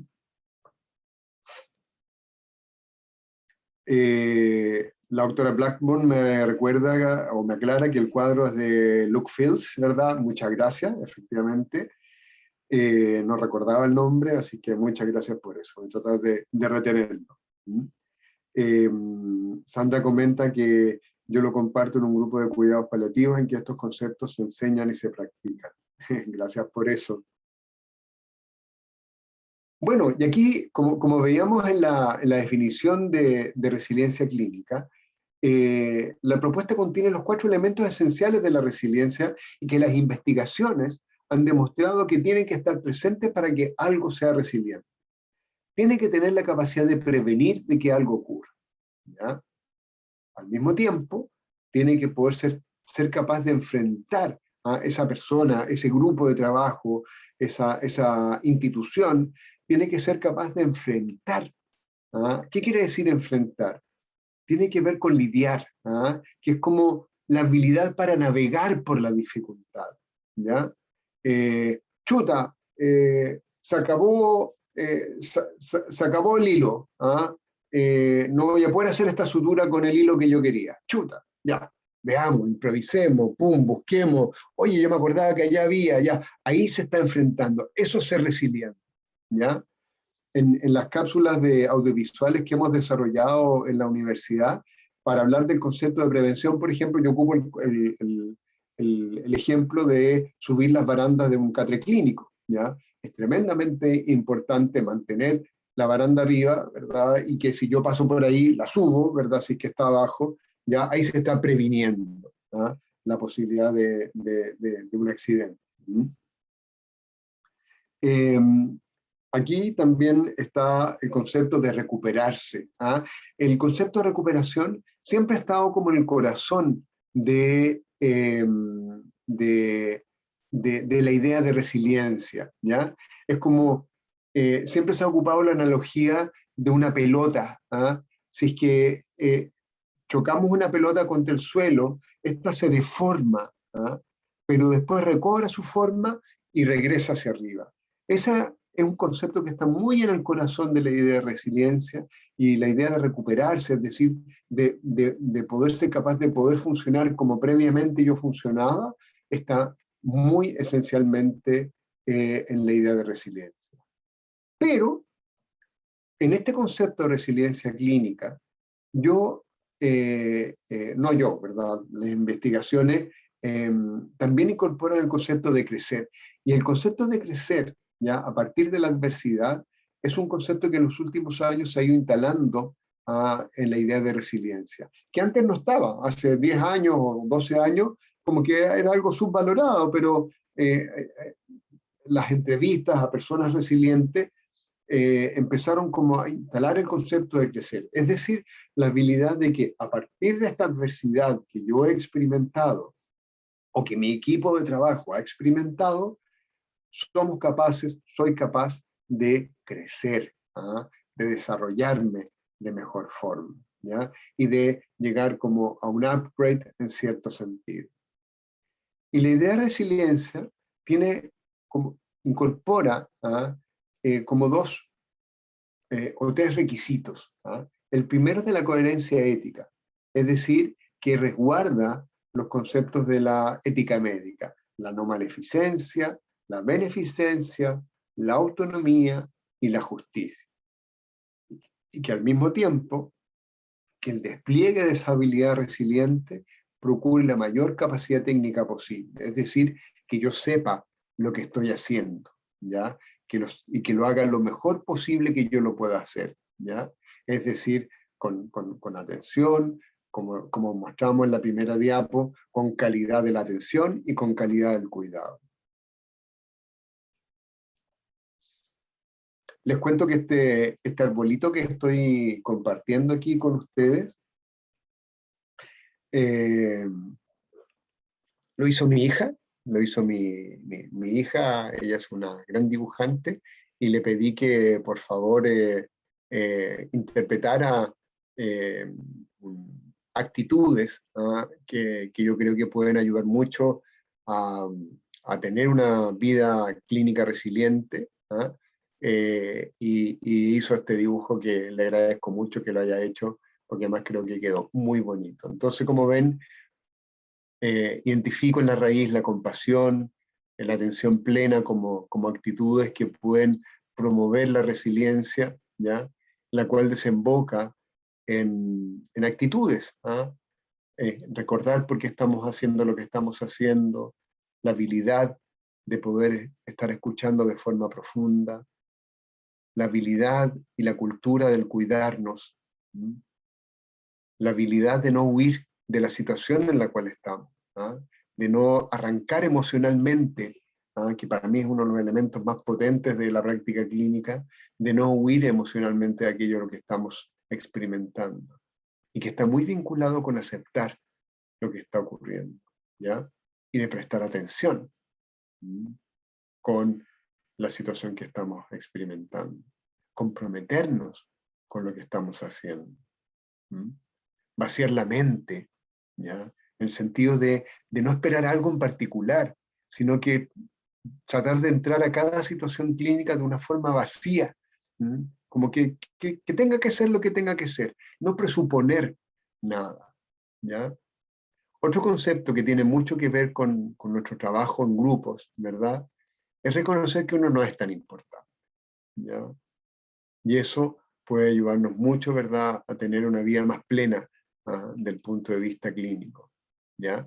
Y no olvidar algo que está en el corazón de cualquier práctica clínica, que estemos presentes, ¿ya? De que no nos vayamos por cualquier parte, sino que tratemos de regresar al acto clínico. Me detengo aquí antes de seguir en esta última parte para comentar aquí un otro comentario. Alguien dice por ahí que el ejercicio de la profesión médica es un arte en sus diferentes expresiones dinámicas, ¿ya? Sí, de una otra, no tengo ninguna duda. Es un oficio muy complicado, ¿verdad?, que tiene mucho que ver con ¿cómo se llama?, con un oficio, con algo que se va haciendo de a poquito. Es como, a veces pienso que es como hacer una vasija. Si yo me miro como era hace 20 años mi práctica clínica y me miro ahora, digo, wow, como que me gusta darme cuenta cuán hábil soy en ciertas cosas más que hace 15 o 20 años atrás, ¿ya? Pero también como he perdido habilidades que tenía hace 20 años, ¿verdad?, que ahora ya no tengo, ¿ya? Entonces, es muy interesante eso. Tal vez aquí un par de cositas que nos puedan ayudar a todo esto. La intención. Todas estas son actitudes basadas en mindfulness. Porque todos sabemos que el mindfulness proviene de las prácticas contemplativas budistas, ¿ya? Y que tiene que ver con la meditación y todo eso, ¿ya? En lo personal, ¿verdad?, como persona y como médico, creo que la práctica de la meditación me ha ayudado mucho en mi vida, ¿ya? Y la trato de cultivar en forma cotidiana, regular, y me encanta que esté en mi vida, ¿no? Por así decirlo, uno de mis valores, ¿ya? Pero al dar este taller, yo en ningún sentido y en ninguna intención planteo que tengamos que ser meditadores, ¿ya? O que tengamos que ser así como una suerte como de monjes, no. Lo que quiero decir es que podemos, entre la práctica formal de la meditación y la vida cotidiana, hay un espectro, ¿ya? Y en ese espectro, nosotros podemos tener, algo que me han escuchado varias veces en este taller, tener actitudes basadas en mindfulness, ¿ya? Y de eso se trata. Por ejemplo, una de esas es la intención, que describe la idea de provocar de forma voluntaria que algo ocurra y ser consciente de ese proceso. O la atención. Un famoso médico norteamericano planteó que dijo que cometemos más errores por no atender que por no saber. Entonces uno puede prestar atención al propio cuerpo, a la respiración, al contacto, a los movimientos, al examen físico, al procedimiento mismo. Atención a las sensaciones, con cuánto displacentero o placer siento yo. O a las emociones. Tengo pena, tengo ansiedad, me siento abrumado, molesto, molesta, ¿ya? O de los propios pensamientos, qué actitudes, qué rigideces puedo estar presentando, qué creencias, qué mitos, qué sesgos. ¿Mm? O puedo prestar atención a los estados mentales. ¿Mm? ¿Cuán alerta estoy? ¿Cuán cansado estoy? ¿Por qué tiendo a controlar tanto? ¿No? O puedo cultivar una actitud curiosa. Y aquí les cuento una anécdota que ocurrió. En una visita, para ver los ingresos nuevos, un residente presentó a un paciente ingresado en la noche anterior. Y al describir el examen físico, describe una zona cicatricial en la mano derecha que limitaba la normal movilidad de la mano. Cuando el tutor le preguntó cómo se había provocado esa cicatriz, el residente comentó que el paciente le comentó que fue por una mordedura de araña del rincón. ¿Y cómo ocurrió eso?, le preguntó el tutor. Y el becado dijo, no sé, no le había preguntado, no fue curioso, ¿ya? Es decir, claro, se quedó con eso, ¿verdad? Esto es lo importante, una zona cicatricial, producto de una mordedura de araña al rincón, pero bueno, nadie se preguntó, pero ¿cómo ocurrió todo eso? ¿Ya? Que era como el paso siguiente que tal vez, si hubiera sido curioso, podría haber dado. Uno de mis conceptos favoritos, ¿ah? Es el de presencia, ¿ya? Que podemos definirlo como una idea difícil de definir, pero está fácil de notar cuando no ocurre, ¿ya?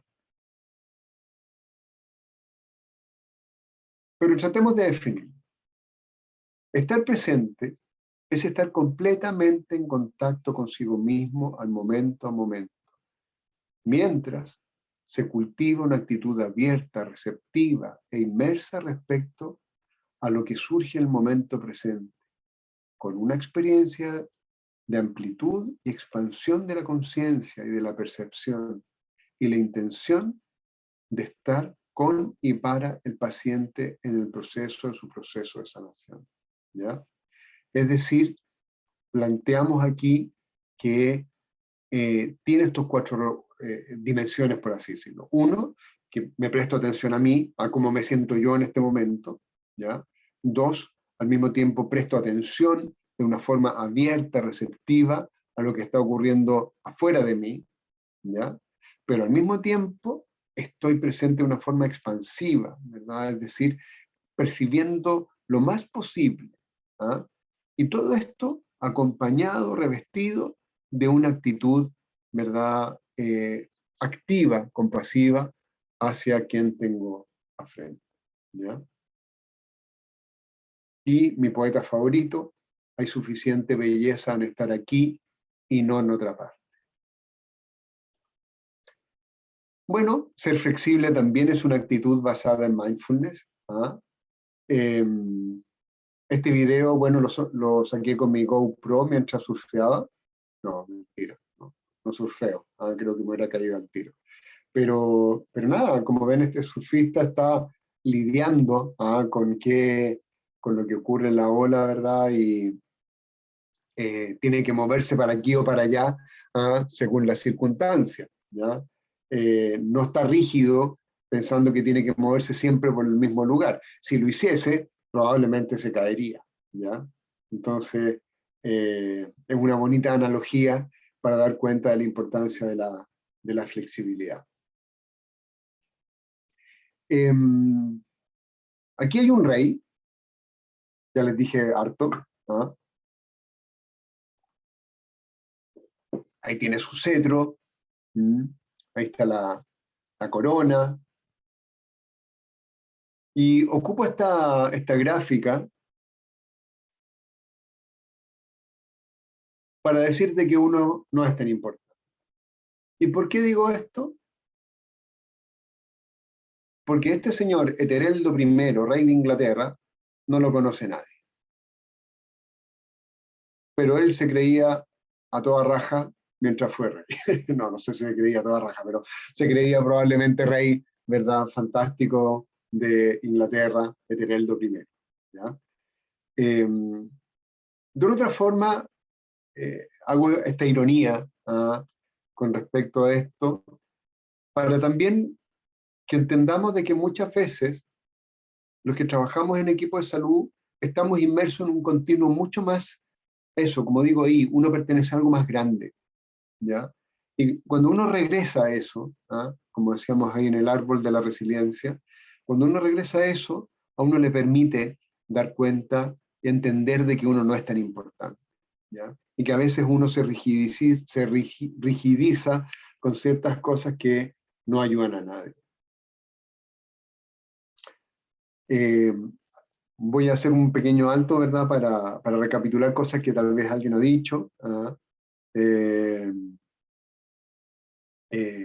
que la resiliencia clínica es también vital, no solo clínica, totalmente de acuerdo, yo me cuelgo del concepto de resiliencia universal para bajarlo a nuestra práctica clínica, ¿ya? Mónica plantea, sí, la curiosidad vital en la clínica, excelente, ¿no? Talía pregunta, ¿cuál es el límite entre la curiosidad y el no invadir al otro con algo que le incomode? Muy buena pregunta. Yo creo que es caminar por una cornisa también, ¿ya? Eh, Imagínate, a mí en mi profesión como psiquiatra, esa interfaz entre curiosidad absolutamente necesaria, o sea, necesaria e imprescindible. Dame un segundo, voy a prender la luz. Absolutamente imprescindible para poder ser un buen indagador de historias vitales, pero al mismo tiempo de no ser torpe, ¿verdad? Y llegar a inmiscuirse en cosas de uno. A mi juicio, creo que un punto clave está en poder entender de que la resonancia. Yo voy captando cuando algo pueda llegar a incomodar y ahí detenerme y no seguir, ¿ya? Yo creo que es parte de la habilidad que podemos tener como personas para poder lograr que eso resulte bien. En este recuadro que tenemos ahí, por un lado, el quemarnos en nuestra pega y por otra parte ser resilientes en nuestra pega, ¿ya? Tiene por un lado actitudes que favorecen el burnout y actitudes que favorecen ser resiliente. Evitar llevar a sentirnos derrotados, a dejarnos llevar, a ser rígidos, a ser cínicos, a sentirnos desesperanzados o poco efectivos, a temor al cambio, a tener sin sentido laboral. Pero estamos más resilientes y que nos sentimos presentes, sentimos logros, sentimos dirección, somos flexibles, somos honestos, sentimos esperanza, somos efectivos, no tenemos miedo al cambio, ¿ya? Y el sentido laboral se rellena. ¿ya? Y asumo, ¿verdad?, de que actitudes basadas en mindfulness nos pueden ayudar a ser más resilientes en ese sentido. Y esa es la apuesta o la reflexión que quiero hacer, o la contribución que yo creo que actitudes basadas en mindfulness puede ayudarnos en la práctica clínica. Quiero cerrar este encuentro que hemos tenido con esta reflexión de Thich Nhat Hanh, el monje budista, que dice que el próximo Buda no tomará la forma de una persona. El próximo Buda tomará la forma más bien de una comunidad que practique la comprensión y la amabilidad amorosa, una comunidad que practique una forma de vivir consciente. Ojalá que así sea, sobre todo a propósito del momento que estamos viviendo, ¿verdad?, en que ojalá podamos salir de una forma más comunitaria después de todo esto. Y me despido, agradezco mucho la atención que han podido tener, las reflexiones que han compartido a través del chat. Ha sido muy vivificante toda esta situación, y con esta vista de Pilolcura, en nuestra región de Los Ríos, les quiero agradecer la oportunidad de haber podido compartir este taller con ustedes, y agradecer al equipo técnico que ha permitido que así sea, para poder realizar esto. A Diego por su trabajo, muchas gracias por eso. Que estén muy, muy bien.